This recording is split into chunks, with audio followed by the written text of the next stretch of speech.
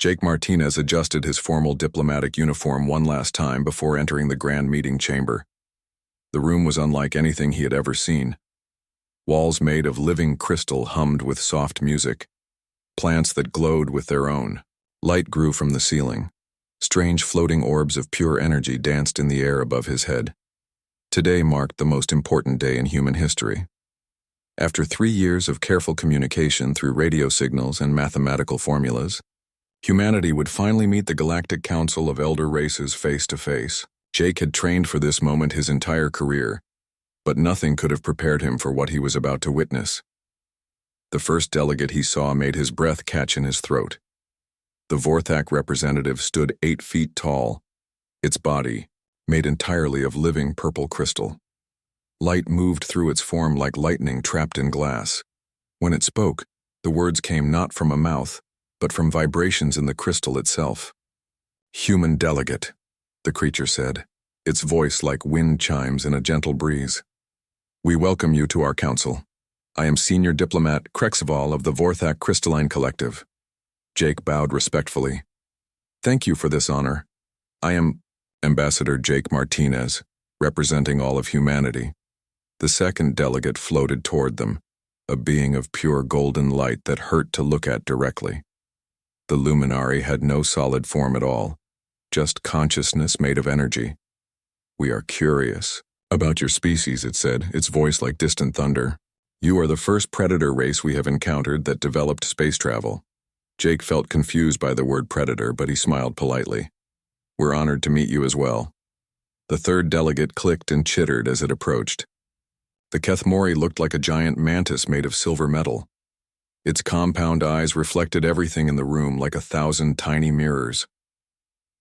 "Your biological scans show hunting adaptations," it said through a translator device. "Forward-facing, eyes, sharp teeth, yet you claim to be peaceful." "We've moved beyond our primitive hunting days," Jake explained. "Humans have been civilized for thousands of years." The fourth delegate rustled like leaves in autumn wind. The Silvani resembled a walking tree, with bark-like skin and flowers blooming along its arms. Sweet perfume filled the air around it. "We must understand your nature before we can proceed," it said, its voice like whispered secrets in a forest. Jake settled into the chair provided for him. It felt strange to be the only one sitting, but the other beings didn't seem to need furniture. "I'm happy to answer any questions about humanity." Krexval's crystal body pulsed with different colors. "Tell us about your world, your society, your families." Jake's face lit up with genuine warmth. "Well, I have a wonderful family back on Earth. My wife Maria is a teacher, and my daughter Katie just turned 8 years old. She's the light of my life." He reached into his pocket and pulled out a small device. With the press of a button, holographic images appeared in the air above his palm. The first image showed Jake standing with his arm around a smiling woman with dark hair. A young girl with pigtails stood between them, grinning at the camera. The elder races leaned closer to examine the projection. They had seen human images before, but never family photographs. "This is my home," Jake continued, swiping to the next image. The hologram showed a house with a green lawn and flower gardens. "We live in a suburb outside Denver, Colorado. It's very peaceful." The next image made the Kethmori delegate step backward with a sharp clicking sound. In the photo, young Katie was running across the lawn, laughing with joy. Behind her, chasing her with what appeared to be a stick in its mouth, was a large four-legged creature with pointed ears and sharp teeth. "What is that creature pursuing your offspring?" Krexval asked, his crystal form flashing red with alarm. Jake looked at the image and chuckled. "Oh, that's Rex, he's our dog. They're playing fetch in the backyard. Katie loves that game." The Silvani delegate released a cloud of worried-smelling pollen. "Your child is being hunted by a predator?" "Hunted?" Jake looked confused. No. They're playing together. Rex is Katie's best friend." The luminary being flickered with unstable energy. "We do not understand. Our scans identify that creature as a descended wolf. Apex predator. Bite force of 238 pounds per square inch, designed for pack hunting and taking down large prey. Jake swiped to the next photo. This one showed Katie sitting on the grass with Rex lying next to her. The dog's head rested in her lap while she scratched behind his ears. Both looked completely relaxed and happy. Rex would never hurt Katie, Jake said softly. He protects her, he loves her. When she was sick last winter, he wouldn't leave her bedside for 3 days. The Kethmori made a sound like breaking glass. Impossible. Predators do not show affection to potential prey. Rex isn't prey, Jake explained patiently. He's family. He lives in our house. He sleeps in Katie's bedroom. When she has nightmares, he comforts her. He swiped to another photo. This one showed Rex lying on a small bed inside what was clearly a human home. The dog wore a collar with a metal tag, and beside his bed sat bowls of food and water. You keep the predator inside your dwelling? The Silvani asked, its flowers closing with shock. Of course. Rex has lived with us since he was a puppy, 8 years now. He's part of our family. Jake showed them more photos. Rex sitting patiently, while Katie dressed him in funny costumes. Rex and Katie eating ice cream together on a hot summer day. Rex carrying Katie's school backpack in his mouth as they walked home together. The elder races exchanged glances of confusion and concern. In all their millions of years of civilization, they had never encountered anything like this. How do you control this creature? Krexval asked. Drugs? Electronic implants? Fear conditioning? Jake laughed. We don't control Rex. We love him, and he loves us back. That's how it works. Love? The luminary's energy form pulsed with bewilderment. You claim to have emotional attachment to a hunting animal? Rex isn't just any dog, Jake said proudly. He's smart, loyal, and gentle. He can sit, stay, roll over, and shake hands. He brings me my slippers every morning and the newspaper from the front yard. When strangers come to the house, he barks to warn us, but he's never bitten anyone. The next photo showed Rex performing a trick, balancing a treat on his nose while waiting for permission to eat it. Your child trains the predator to perform tasks? The Kethmori clicked nervously. Katie teaches him tricks because it's fun for both of them, Jake explained. Rex enjoys learning new things. It keeps his mind active. He swiped to a video clip. The hologram now moved and had sound. Katie was throwing a ball across the yard and Rex was chasing after it. When he caught the ball, he ran back to Katie and dropped it at her feet, tail wagging furiously. Again, Rex! Again! Katie's voice called out happily from the recording. The sound of the child's laughter mixed with the dog's excited panting filled the council chamber. The elder races stared in stunned silence at this impossible scene. This is not normal predator behavior, the Silvani whispered. Rex is happy, Jake said simply. He loves playing with Katie. It makes him happy to make her happy. The Kethmori delegate suddenly swayed and collapsed to the floor with a loud crash. The other delegates rushed to help their fallen colleague. I think we should end today's session, Krexval announced, his crystal form now flashing urgent yellow. We need time to process this information. Jake stood up, tucking his photo device back into his pocket. I hope I didn't say anything wrong. Krex really is a good dog. As the elder races helped their unconscious colleague from the chamber, Jake couldn't help but wonder what had upset them so much. All he had done was show them pictures of his family. Senior researcher Vorthek floated in his crystal meditation chamber, trying to make sense of what the human ambassador had shown them. 3 days had passed since the shocking diplomatic meeting, and the Galactic Council was in complete chaos. Emergency sessions had been called. Scientists were working around the clock. Nobody could understand how humans could live with apex predators. The crystalline being's thoughts moved like lightning through his transparent body. As the lead xenobiologist for the Vorthak Collective, he had studied thousands of species across the galaxy. Never had he encountered anything like this human situation. Impossible, he whispered to himself, the sound echoing through his chamber like distant thunder. Predators do not form emotional bonds with other species. They hunt, they kill, they consume. They do not play games or sleep in the same dwelling as potential prey. A communication crystal near his head began to glow. The voice of high command filled the chamber. Researcher Vorthek, You will lead an investigation team to the human homeworld. We must understand this phenomenon before we allow humans into the Galactic Council. If they can control apex predators, they might pose a threat to all peaceful species. Vorthek pulsed with acknowledgement. Within hours, he had assembled a team of the galaxy's best observers. 2 luminary energy beings who could remain invisible to most sensors. A Kethmori stealth specialist with advanced recording equipment built into his exoskeleton. A Silvani bioanalyst who could detect chemical changes from great distances. Their mission was simple. Watch human settlements from orbit and determine the true nature of the human-predator relationship. Were humans enslaved by these creatures? Were they using advanced technology to control them? Or was something far stranger happening on the 3rd planet of the Sol system? The investigation ship approached Earth under full stealth protocols. The planet looked beautiful from space, covered in blues and greens and white clouds. It seemed peaceful, but appearances could be deceiving. Beginning surface scans, announced Klexit, the Kethmori observer. His compound eyes could process thousands of data streams simultaneously, detecting approximately 2 billion individual predator signatures across all continents. Vorthek's crystal body flashed red with alarm.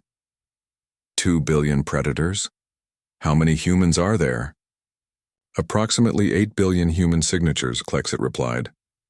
The predators outnumber them 4 to 1, whispered Sil Andra, the Silvani bioanalyst. Her leaf-like sensory organs trembled with fear. The humans must be completely enslaved. Look. Closer, ordered Vorthek. Focus on individual dwellings. We need to understand the social structure. The team chose a random suburban area in what humans called Colorado. Their sensors focused on a house with a large yard surrounded by other similar houses. 2 human heat signatures registered inside the building, along with 3 smaller predator signatures. 2 adult humans, 1 juvenile human, and 3 predators, Klexit reported. The predators appear to be sleeping? Sleeping where? Vorthek asked. Inside the human dwelling, on furniture designed for comfort. The luminary observers, Bright Flame and Warm Glow, materialized their energy forms to peer closer at the readings. This contradicts all known predator behavior patterns, Bright Flame said. Predators do not sleep in proximity to prey unless actively hunting. Through their advanced sensors, they could see into the house like looking through invisible walls. On a large, soft surface in what appeared to be a resting chamber, 2 adult humans lay sleeping. Between them, a medium-sized predator with pointed ears and a long tail was curled up like a furry ball. The predator is on the same sleeping surface as the humans, Silandra gasped, releasing shocked pheromones. It could kill them instantly, while they are vulnerable. In another room, a smaller human appeared to be in a juvenile resting area. 2 smaller predators were sleeping on the same elevated surface, one curled against the young human's side, the other stretched across the foot of the sleeping area. The juvenile human is completely surrounded by predators, Klexit observed, yet its vital signs indicate deep, peaceful sleep. No stress hormones, no fear responses. The watchers observed for several hours as the sun rose over the human settlement. The first to wake was one of the smaller predators in the juvenile's room. Instead of attacking the defenseless young human, the creature began making a strange vibrating sound. What is that noise? Warm Glow asked. Our database identifies it as purring, Klexit replied after consulting his files. It appears to be a sound of contentment? The purring sound seemed to wake the young human. Instead of screaming in terror at finding herself surrounded by predators, the juvenile human smiled and made soft cooing sounds at the creatures. Good morning, Whiskers, the child said, reaching out to touch the purring predator. Good morning, Shadow. The child's hand made contact with the predator's fur. The watching aliens held their breath, expecting violence. Instead, the predator pushed its head against the child's hand and purred louder. Impossible, Vorthek whispered. The predator is enjoying physical contact. In the main sleeping chamber, the larger predator was waking the adult humans by licking their faces with its tongue. Rather than being disgusted or frightened, the humans laughed and made happy sounds. Down, Bruno, said the female human, pushing gently at the large predator. Let us get up first. The predator immediately stopped licking and moved away, but its tail was moving back and forth rapidly in what their database identified as a sign of happiness and excitement. The investigation team watched in amazement as the daily routine unfolded. The adult male human, who their sensors identified as Danny Cooper, went to a food preparation area. Instead of preparing food for himself, he opened containers and placed food into bowls on the floor. He's feeding the predators, Silandra observed, voluntarily giving them food. The three predators approached the food bowls calmly. No fighting, no aggression. They ate side by side peacefully while the humans prepared their own morning meal. This defies all natural law, Bright Flame said. Predators compete for food, resources. They establish dominance hierarchies through violence. The female human, Helen Cooper, was preparing food for the juvenile. As she worked, one of the smaller predators jumped onto the food preparation surface and began making demanding vocalizations. Off the counter, Shadow, Helen said firmly. The predator immediately jumped down without any sign of aggression or rebellion. The human gave a command to the predator, Klexit noted, and the predator obeyed without coercion. What happened next shocked the observers into complete silence. The juvenile human, Kevin Cooper, came running into the food preparation area with tears streaming down his face. In his hands, he carefully held a small bird with an injured wing.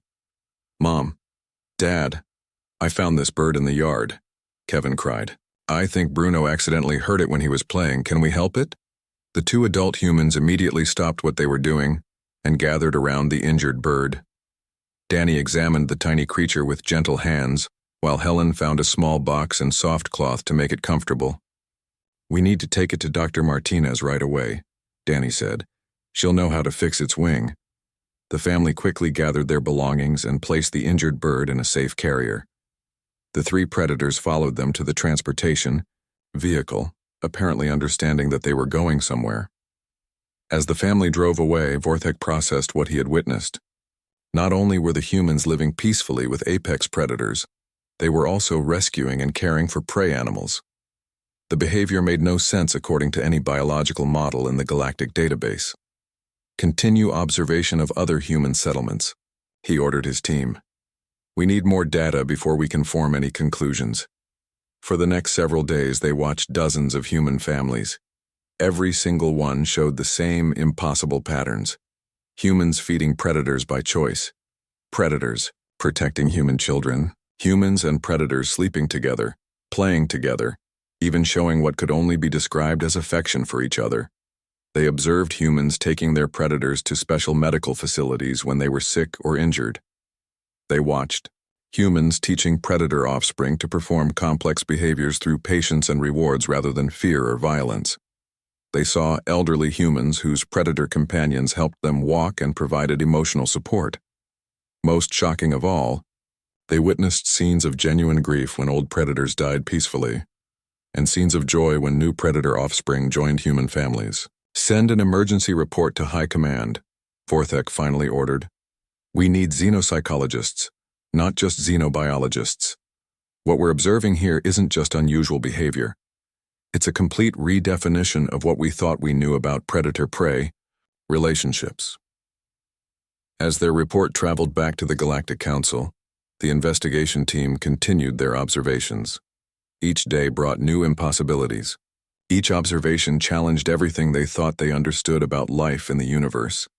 Somewhere on the planet below, a little girl named Katie was reading a bedtime story to her dog Rex, while two cats named Whiskers and Shadow listened from their favorite spot on her bedroom windowsill. None of them knew they were changing the course of galactic history simply by being a family.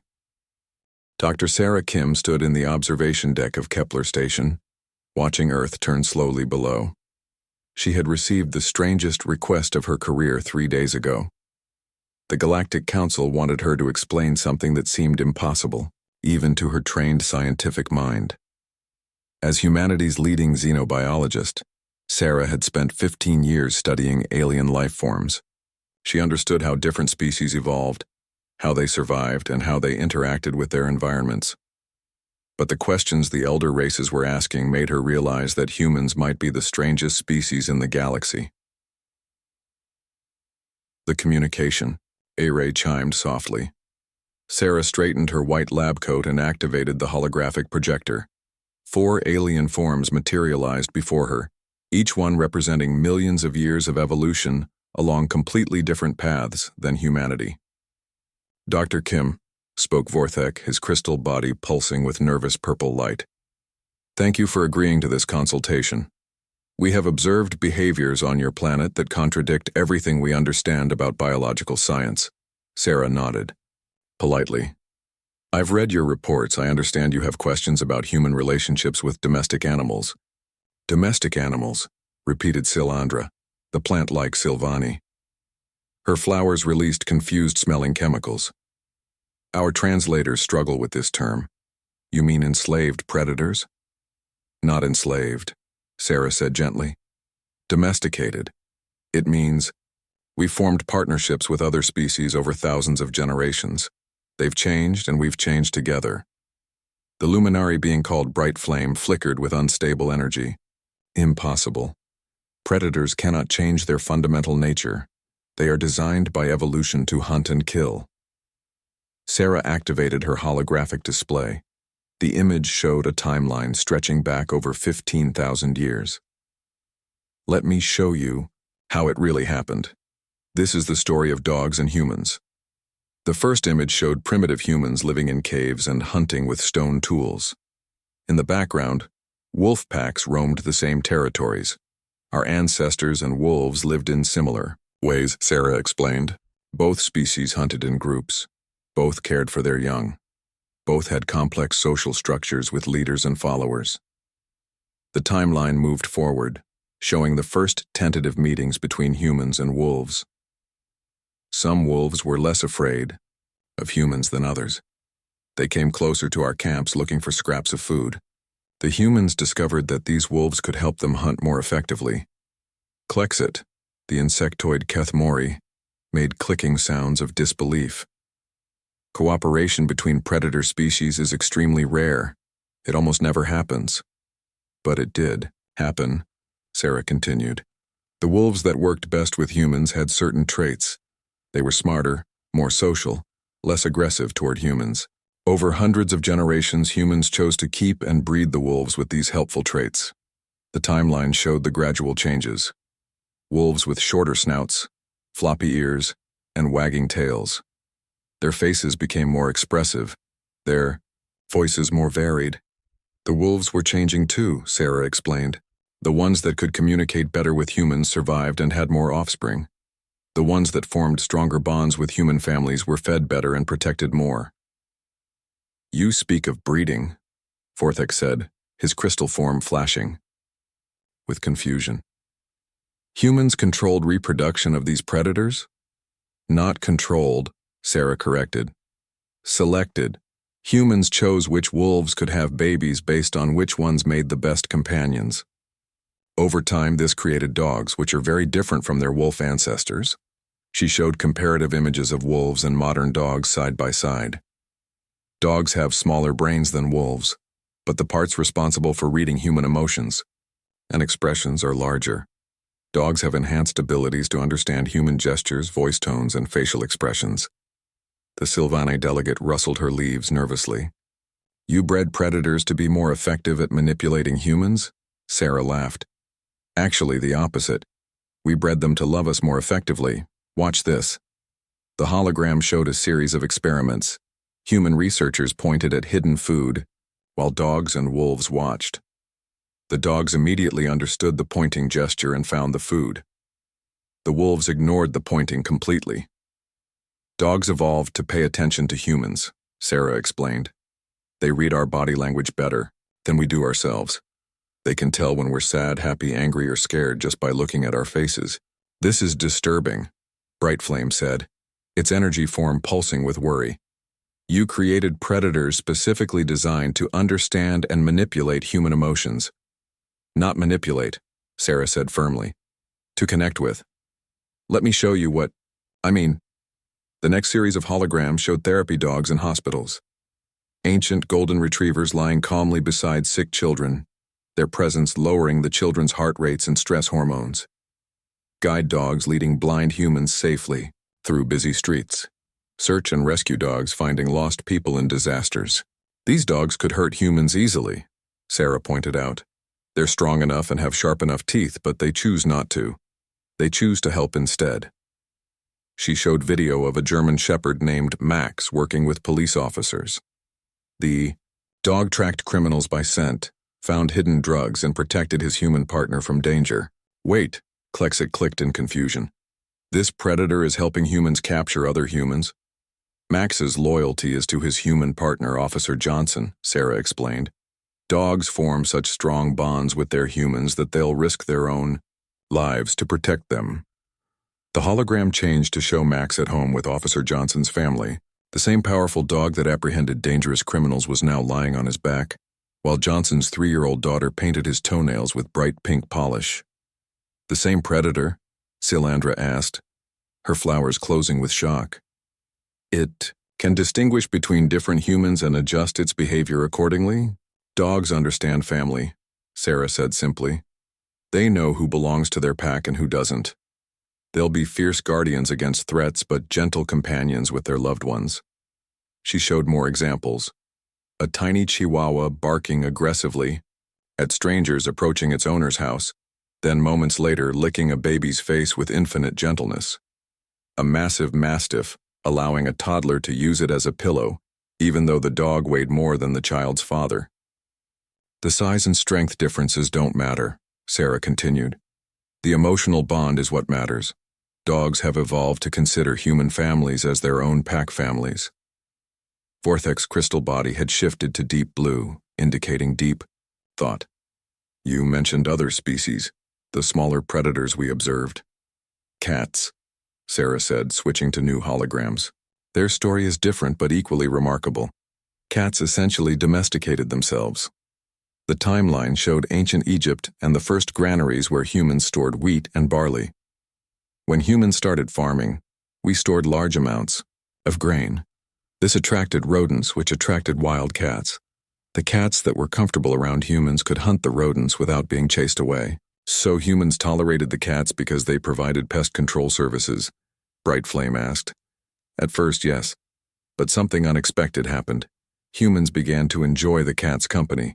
Cats are beautiful, graceful, and intelligent. They have soft fur and make pleasant sounds. People started feeding them and inviting them into their homes. The hologram showed Egyptian artwork depicting cats as revered animals, even worshipped as gods. Unlike dogs, cats retained much of their independence, Sarah explained. They chose to live with humans rather than being bred for specific traits. This makes their affection even more special to humans. She showed modern cats displaying affection, purring, rubbing against humans, sitting in their laps, bringing them gifts of captured mice. Cats show love differently than dogs, Sarah said. They're more subtle, more reserved. But when a cat chooses to trust a human, that bond is extremely strong. The final series of holograms showed the variety of human-animal relationships across Earth. Horses carrying riders across vast distances, birds trained to return home with messages, even exotic relationships like humans swimming with dolphins or working alongside elephants. Every domesticated species offers something different, Sarah concluded. Dogs offer loyalty and protection. Cats offer companionship and comfort. Horses offer strength and speed. But in every case, both species benefit from the relationship. The elder race delegates sat in stunned silence, processing everything they had learned. You're saying, Vortex said slowly, that humans didn't conquer these predators through force or technology. You convinced them to love you. Love might be too simple a word, Sarah replied. But yes, essentially. We formed partnerships based on mutual benefit and emotional connection. We gave them food, shelter, medical care, and affection. They gave us companionship, protection, and specialized services. And both species evolved together to make these partnerships stronger, added Silandra, beginning to understand. Exactly. Humans became better at caring for animals. Animals became better at living with humans. It's been one of the most successful evolutionary partnerships in Earth's history. Klexit made us sound like grinding gears. This explains the impossible behaviors we observed. The predators aren't being controlled or enslaved. They're genuine partners in family units. That's right, Sarah smiled. Dr. Amy Rodriguez pulled her surgical gloves on with practiced ease and looked down at the golden retriever lying on the operating table. Max's family stood in the waiting room, their faces filled with worry and hope. The dog had been hit by a car while chasing a ball that had rolled into the street. His left leg was badly broken, but Amy was confident she could fix it. 3 blocks away, hidden in a cloaked observation pod, the Elder Race investigation team watched through their advanced sensors. They had been studying human settlements for weeks now, but they still couldn't understand what they were seeing. The human is preparing to perform medical procedures on the predator, Klexit reported, his compound eyes focused on the readings from his instruments. Vital signs indicate the predator is unconscious but stable. Vorthex's crystal body pulsed with confusion. Why would a human waste resources healing a predator? If the creature is injured and cannot hunt, logic suggests it should be abandoned or destroyed. Inside the veterinary clinic, Amy carefully examined Max's X-rays on the wall display. The break was clean, which was good news. She had performed this type of surgery hundreds of times, but each patient mattered to her. Each animal had a family that loved them. "Okay, Max," she whispered to the sleeping dog. "Let's get you fixed up so you can go home to your family." Amy's assistant, a young veterinary student named Chris, prepared the surgical instruments. "Dr. Rodriguez, I've contacted the family. They want to know if Max will be able to play fetch again after he heals." Amy smiled as she made the first careful incision. "If everything goes well, he'll be running around like nothing happened within 8 weeks. The Elder Race observers monitored every detail of the surgery. Amy's hands moved with precision and care, placing metal pins to hold the broken bone in proper alignment. She worked for 2 hours, taking breaks only to check Max's vital signs and make sure he remained stable under anesthesia. "The human's stress levels are elevated," Silandra observed, her chemical sensors detecting Amy's emotional state. Her heart rate and hormone levels indicate genuine concern for the predator's well-being. "Impossible." Bright Flame flickered with disbelief. "Emotions toward other species serve no evolutionary purpose. They waste energy and resources." But the evidence was undeniable. Amy worked on Max with the same focus and care she would show for any patient. When she finished the surgery, she gently stroked Max's head and spoke softly to him even though he couldn't hear her. "You did great, big guy. Your family is going to be so happy when you wake up." In the waiting room, Max's family sat anxiously on uncomfortable chairs. 8-year-old Emma kept asking her parents when Max would be okay. Her father, Tom, held her hand while her mother, Lisa, paced back and forth. "Max is going to be fine," Tom assured his daughter. "Dr. Rodriguez is the best veterinarian in the state. She's helped lots of dogs get better." Emma nodded but kept wiping tears from her eyes. Max was just trying to get his ball. He didn't know about the car. The Elder Race observers listened to this conversation with growing bewilderment. The humans were showing genuine emotional distress over the injured predator. Their body language, voice patterns, and chemical signatures all indicated real grief and worry. The juvenile human appears to be experiencing psychological trauma over the predator's injury, Klexit noted. This level of emotional investment makes no biological sense. When Amy finally emerged from the surgery room, still wearing her scrubs, the family immediately surrounded her. She smiled tiredly but confidently. "The surgery went perfectly," she announced. "Max's leg will heal completely. He'll need to rest for a few weeks, but then he'll be back to his normal active self."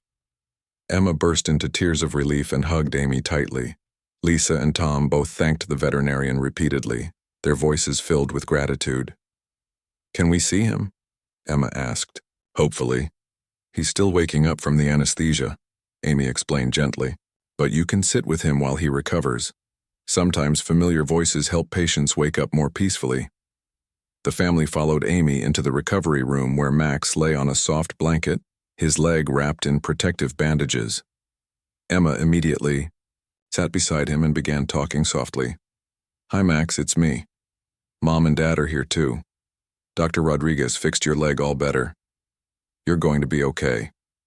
As if responding to Emma's voice, Max's tail gave a weak wag. His eyes opened slowly, unfocused, but aware. When he saw his family, he tried to lift his head.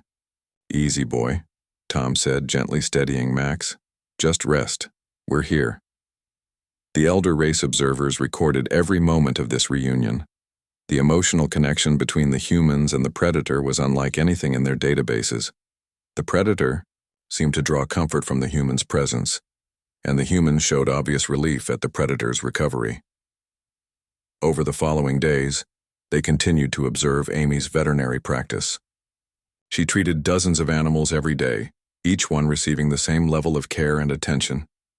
Dogs with stomach problems, cats with infected wounds, even exotic pets like rabbits and birds.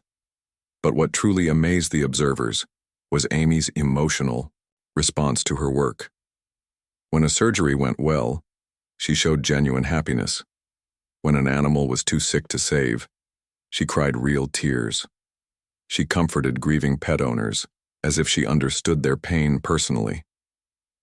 The human medical practitioner forms emotional attachments to every predator she treats, Silandra reported to her colleagues.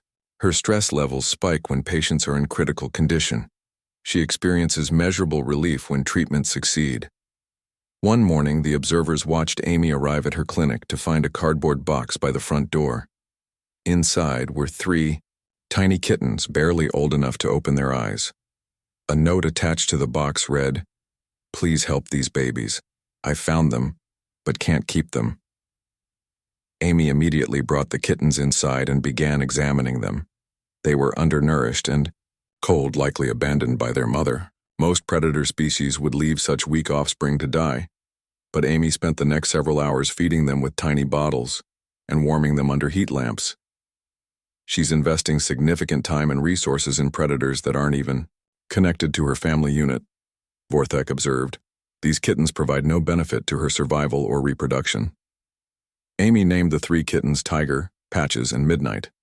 She bottle-fed them every 2 hours, even staying overnight at the clinic to make sure they received proper care. Within a week, the kittens had grown stronger and more active. "I think they're going to make it," Amy told Chris happily as they watched the kittens play together in their recovery pen. But the most shocking event occurred 3 days later. Jake Martinez, the human ambassador who had first introduced the elder races to the concept of pets, sent an emergency message from Earth. His daughter Katie was missing in the Colorado wilderness. The elder race observers immediately focused their sensors on the search area. Human rescue teams were organizing with vehicles, aircraft, and specialized equipment, but leading the search was Rex, Katie's German Shepherd companion. Rex moved through the forest with focused determination, his nose to the ground, following a scent trail invisible to human senses. Behind him, human searchers followed his lead, trusting the dog's abilities completely. "The predator is actively searching for the missing human juvenile," Klexit reported with amazement. "Its behavior indicates genuine concern and purpose." For 6 hours, Rex led the search through difficult mountain terrain. The dog showed no signs of giving up, even when the human searchers began to tire. His dedication to finding Katie seemed absolute. Finally, Rex's behavior changed. His tail began wagging furiously and he barked with excitement. He had found something. Katie was discovered in a small cave where she had taken shelter from a sudden rainstorm. She was cold and scared, but unharmed. When she saw Rex, she threw her arms around his neck and cried with relief. "Rex found me," she sobbed happily as her father arrived. "I knew he would come looking for me." The reunion between father, daughter, and dog was watched by millions of elder race citizens across the galaxy. They saw Jake embrace both his daughter and the dog that had saved her. They saw Katie's absolute trust in Rex and Rex's obvious joy at finding her safe. The predator risked its own safety to locate and rescue a human juvenile, Vorthek said, slowly. It showed no interest in abandoning the search even when conditions became difficult. "This is not predator behavior," Bright Flame admitted, its energy form stabilizing as understanding began to dawn. This is protective behavior. Family behavior. As Jake carried Katie home with Rex walking proudly beside them, the elder race, observers finally began to grasp the truth. These weren't predators and prey living together through fear or control. These were genuine family units where different species cared for each other, with the same devotion they would show their own biological offspring. The implications of this realization would change everything the elder races thought they knew about civilization, evolution, and the very nature of love itself. The emergency session of the Galactic Council had been going on for 18 hours. Representatives from all 4 elder races filled the great crystal chamber, their voices rising and falling in heated debate. Never in galactic history had a single species caused such confusion and wonder. Vorthek stood at the center of the chamber, his crystal body pulsing with tired but determined light. Around him, holographic displays showed thousands of hours of observation data from Earth. Images of humans and their animal companions filled the air, each one more impossible than the last. Honored delegates, Vorthek began, his voice echoing through the chamber. After extensive investigation, we must accept a truth that challenges everything we thought we knew about predator behavior, evolution, and the nature of emotional bonds between species. High Counselor Zethara, the most ancient of the Kethmori, clicked her mandibles impatiently. Speak plainly, researcher. What have you discovered about these humans? Humans represent a completely unique evolutionary path, Vorthek replied. They are apex predators who develop the capacity for cross-species empathy. They form genuine family bonds with other predator species based on mutual affection and trust. A wave of disbelief rippled through the chamber. Council member Velthara of the Luminary flickered with unstable energy. Impossible. Predators do not waste resources on creatures that provide no survival advantage. That's where you're wrong, said a new voice from the chamber entrance. All eyes turned to see Captain Ben Taylor of the human escort ship Endurance walking into the chamber. Behind him walked 3 of Earth's most unusual diplomats. A golden-colored dog with gentle eyes and a slowly wagging tail. A black and white dog with alert, intelligent expression. A large German shepherd with calm, confident bearing. The elder race delegates immediately began backing away from what they perceived as 3 deadly predators walking freely in their sacred council chamber. Please don't be afraid, Ben said, calmly, stopping in the center of the room. I'd like you to meet Luna, Ranger, and Storm. They're here to help us understand each other better. Vorthek's crystal form flashed with alarm. Captain Taylor, you've brought predators into our council chamber. This is extremely dangerous. Ben smiled and knelt down beside Luna, the golden Labrador. He placed his hand gently on her head, and she leaned against him affectionately. Luna here is a therapy dog. She's trained to help people who are scared or upset feel better. She's worked with thousands of patients in hospitals and schools. Luna seemed to sense the fear in the chamber. She lay down in a non-threatening position and looked around the room with kind, patient eyes. Her tail wagged slowly, a universal sign of friendliness.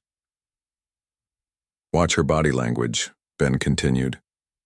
Everything about Luna is designed to make others feel safe. Her posture is low and non-aggressive. Her facial expression is calm and friendly. Even her tail movement is gentle and inviting. Some of the Kethmori delegates stopped backing away, their compound eyes studying Luna's behavior with scientific curiosity. Ben moved to the second dog, Ranger, a border collie with striking black and white markings. Ranger is what we call a working dog. He's incredibly intelligent and loves to solve problems. Ben pulled a small ball from his pocket and tossed it across the chamber. Ranger immediately ran after it, caught it in midair and brought it back to Ben.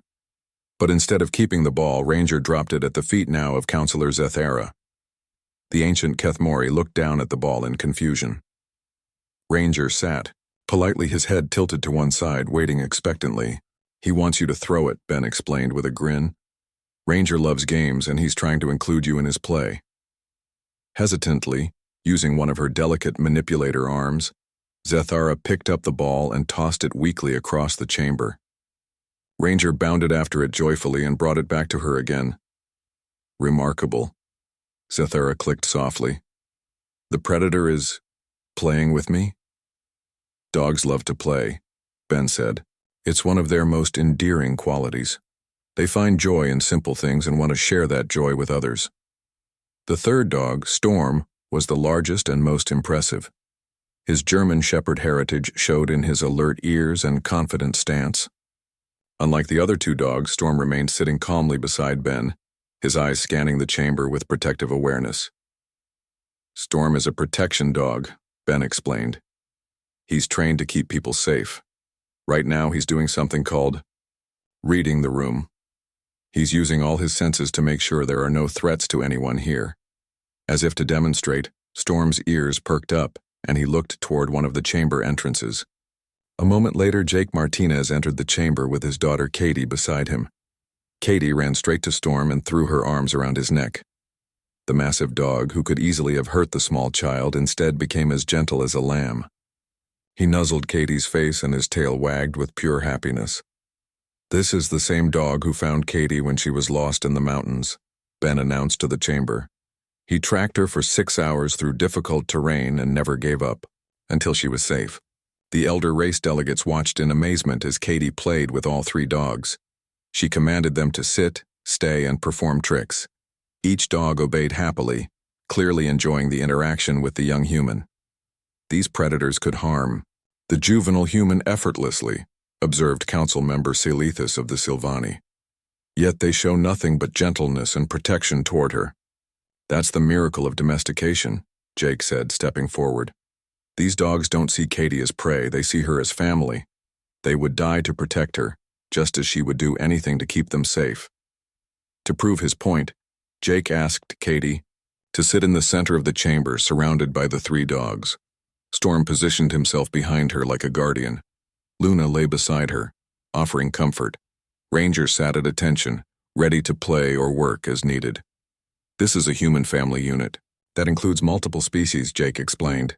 Each member has a role, each member is loved, and each member contributes to the well-being of the whole family. High Counselor Zathara moved closer, her fear replaced by fascination. May I touch one of these creatures? Luna would love that, Katie said with a bright smile. She likes meeting new people. The ancient Kethamori delegate slowly extended one of her arms toward Luna. The gentle Labrador remained perfectly still, allowing Zathara to touch her soft fur for the first time. It's so soft, Zathara whispered in wonder. And warm. I can feel her heartbeat. Luna seemed to sense that this was an important moment. She very gently licked Zathara's arm with her tongue, causing the elderly delegate to click with surprise and delight. She likes you, Katie giggled. That's how dogs say hello and show they want to be friends. Around the chamber, other delegates began approaching cautiously. The luminary beings flickered with curious energy. The Silvani released pleasant-smelling chemicals. Even the reserved Vorthak began to glow with interested colors. Within an hour, the entire chamber had transformed. Elder race delegates who had entered in fear were now sitting on the floor playing with the dogs. Ranger had learned to shake hands, with Kethmori delegates using his paw. Luna was providing comfort to stressed luminary beings simply by lying near them. Storm had appointed himself guardian of the entire chamber, keeping watch while allowing everyone to interact safely. Believe we have our answer, announced Supreme Chancellor Krexval, the leader of the Galactic Council. His crystal form shone with warm, welcoming light. Humans have achieved something unprecedented in galactic history. They have formed true partnerships with other predator species based on love, trust, and mutual benefit. The formal vote was unanimous. Humanity would be granted full membership in the Galactic Council, with one special provision. Humans would be permitted to bring their companion animals to all diplomatic functions. The Terra Accords were signed that day, with Katie and the 3 dogs serving as witnesses to the historic agreement. As the ceremony concluded, Jake knelt down beside Katie and Storm. His daughter was tired from the long day, but happy to see her father's dream of galactic peace finally coming true. Dad, Katie said sleepily, do you think the alien people will want to get their own dogs now? Jake looked around the chamber, where elder race delegates were still playing with Luna and Ranger, their ancient fears replaced by wonder and joy. "I think they might, sweetheart," he replied. "I think they're starting to understand what we've known all along. Sometimes the best families are the ones you choose, not just the ones you're born into." Storm wagged his tail and licked Katie's face as if agreeing with this wisdom. In the background, Luna was teaching a group of Sylvani delegates how to play fetch, while Ranger had somehow convinced several Luminari beings to engage in a complex game of hide-and-seek. The elder races had spent millions of years believing that predator species could only relate to each other through dominance and fear. In one day, 3 dogs and a little girl had shown them that love, loyalty, and friendship could cross any boundary, even the vast spaces between stars. From that day forward, the galaxy would never be the same. And somewhere in the Colorado mountains, a small house sat empty, waiting for its family to return home, where Rex was probably wondering why his favorite humans had been gone so long and when they would come back to play fetch in the backyard.